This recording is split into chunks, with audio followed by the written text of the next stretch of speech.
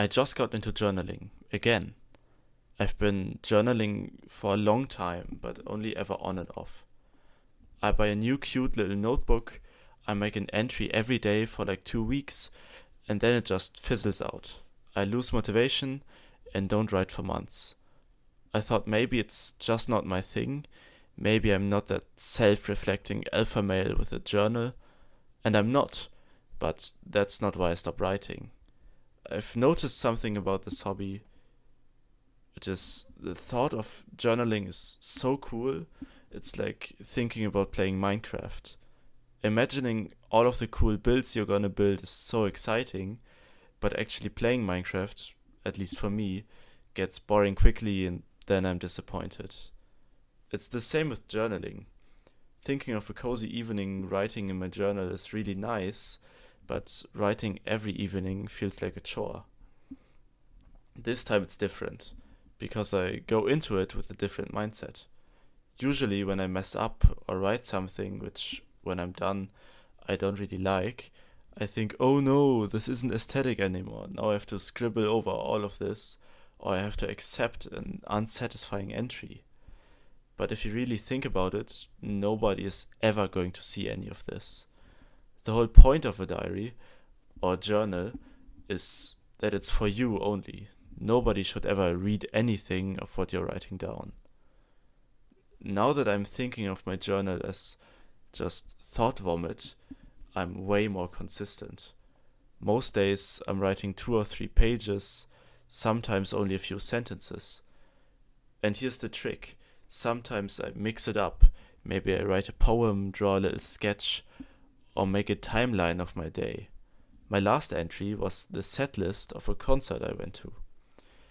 Using these different mediums really helps me keep momentum and motivation.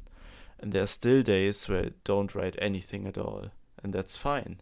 Because another reason I always quit journaling is because I treated it like a project instead of a habit. Every new notebook felt like a fresh start. I'd come up with a system, color code things, leave pages for future sections, tell myself this one's going to be different. And for a little while it worked.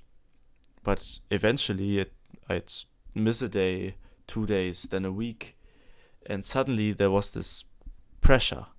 I felt like I had to catch up and document everything that happened since my last entry. The longer I waited, the bigger the gap became, and the bigger the gap became, the less I wanted to open the notebook at all. Now, I just skip ahead. If I haven't written in 10 days, my next entry starts with whatever's on my mind right now. No apologies, no summaries, no trying to reconstruct every detail I've forgotten. Because honestly, most of these details weren't important anyway.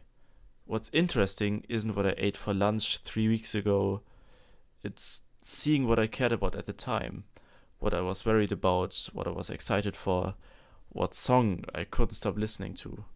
Sometimes I flip through old entries and realize I completely forgot about entire phases of my life. Random interests, tiny problems, plans that never happened. My journal isn't a perfect record of my life. It's more like a collection of snapshots. Some are detailed, some messy, and some barely even make sense. So I've stopped trying to make every page worth reading. The value isn't in creating a beautiful aesthetic journal. The value is that every once in a while, I leave something for a future version of myself.